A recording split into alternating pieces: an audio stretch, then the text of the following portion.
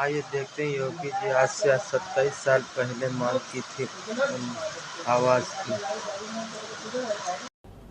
कि नीतियां तो हम दिल्ली और लखनऊ में बैठ करके बनाते हैं, पर अधिकारियों और राजनेताओं की मिलीभगत से भूमाफियाओं का कब्जा हो गया है। दोस्तों, योगी जी संसद में नए नए आए थे। लोग उनको बाबा पुजारी पता नहीं क्या क्या समझते थे, लेकिन लोग ये नहीं जानते थे कि वो कितने पढ़े लिखे हैं। देखिए योगी जी का ये भाषण, जब पूरा संसद सन्न रह गया उनका भाषण सुन करके। मैं सबसे पहले तो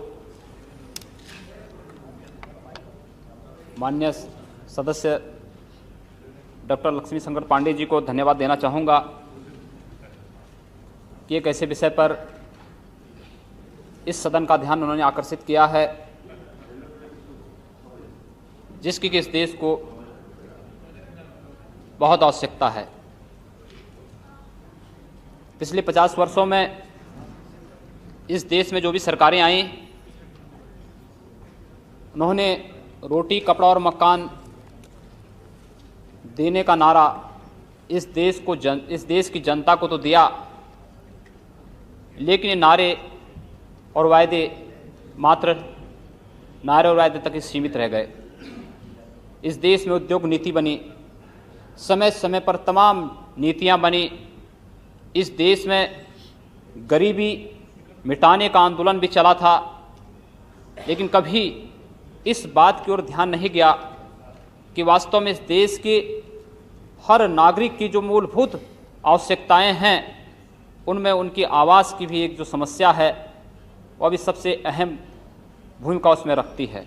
जिस प्रकार से रोटी एक मानव के लिए आवश्यक है, जिस प्रकार से एक स्वस्थ मनुष्य के लिए कपड़ा आवश्यक है, उसी प्रकार से एक सभ्य मानव समाज के लिए एक सुरक्षित आवास की भी आवश्यकता होती है।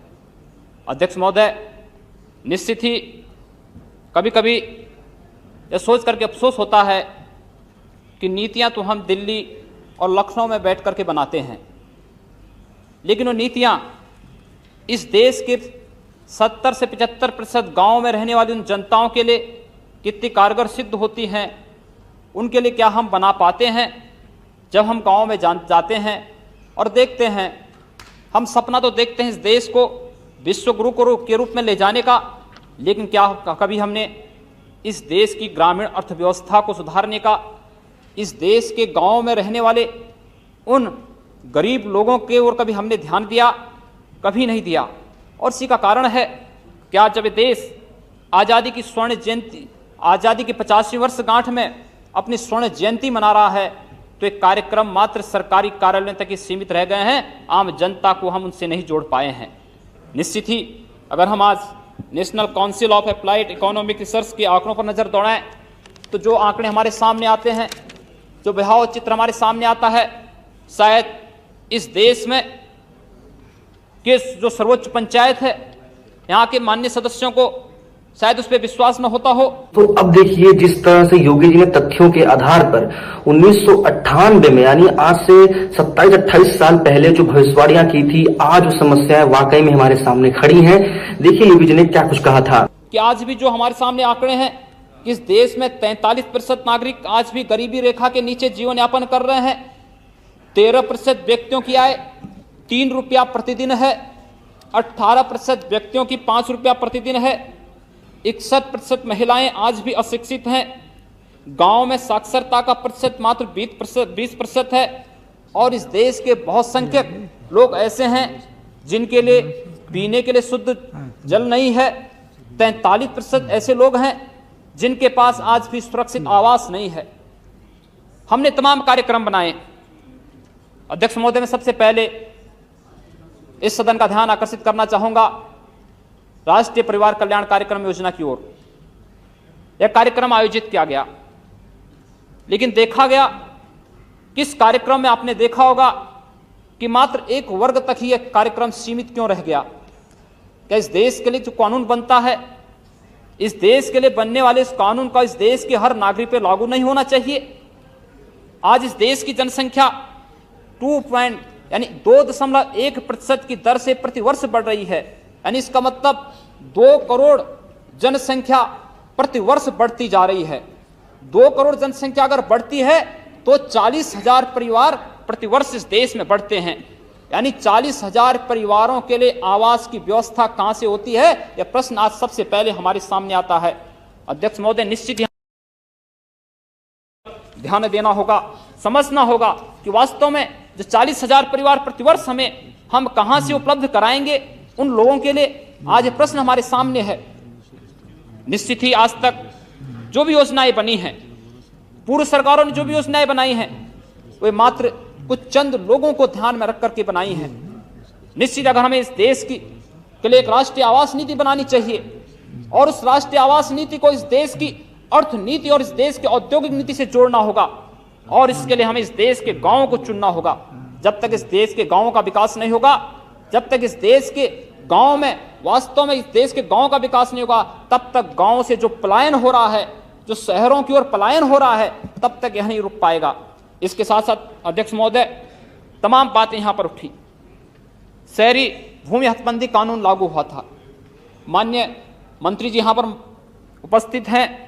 मैंने इससे पहले भी कहा था कि शहरी भूमि हदबंदी कानून के अंतर्गत राजनेताओं और अधिकारियों की मिलीभगत से जो महानगरों में जमीनें थीं, सीलिंग की, नूजुल की, तालाब व पोखरे थे, इन पर अधिकारियों और राजनेताओं की मिलीभगत से भूमाफियों का कब्जा हो गया है।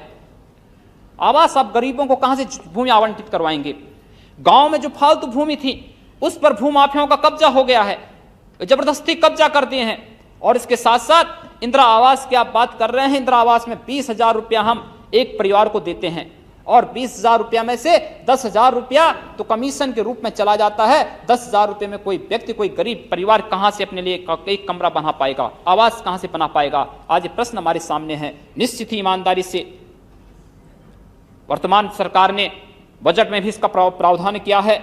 निश्चित ही आज हमें इस देश की आवास नीति को, इस देश के केवल जो वर्तमान की आवास नीति, वर्तमान जो बन रहे हैं, वह आवास नीति केवल उच्च वर्ग और मध्यम वर्ग तक ही सीमित है।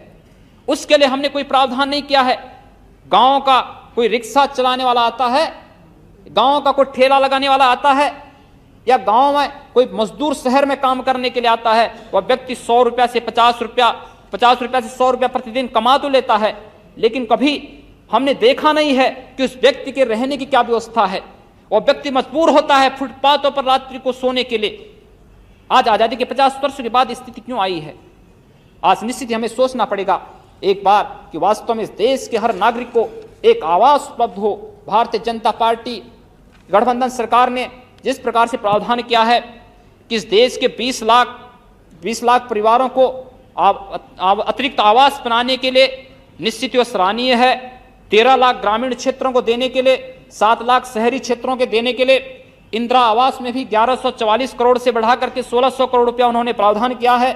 और इसके अलावा भी अन्य जो तमाम शहरी भूमि हदबंदी अधिनियम को समाप्त करके जो उसमें भूमाफियाओं का कब्जा था उसको समाप्त करने का जो आश्वासन किया है वह भी सराहनीय है। निश्चित ही हम यही अपेक्षा इस सदन से करेंगे कि माननीय सदस्य डॉक्टर लक्ष्मीशंकर पांडे जी ने इस देश के हर नागरिक के लिए एक सुरक्षित आवास का जो आह्वान किया है, इस सदन के माध्यम से इस देश के हर नागरिक को एक आवास मिले, उसकी जो मूलभूत आवश्यकता है उसकी पूर्ति हो। इसके लिए इस विधेयक को इस सदन में लाने के लिए मैं धन्यवाद देना चाहूंगा और साथ साथ आपने मुझे अवसर दिया, इसके लिए भी आपको धन्यवाद देता हूं। जय हिंद। फिलहाल दोस्तों इस वीडियो में इतना ही। उम्मीद करता हूं वीडियो पसंद आई होगी। वीडियो पसंद आए वीडियो को लाइक कर दें। ऐसी और वीडियोस देखने के लिए चैनल को सब्सक्राइब करना मत भूलिएगा, क्योंकि ऐसी वीडियोस हम अपलोड करते रहेंगे।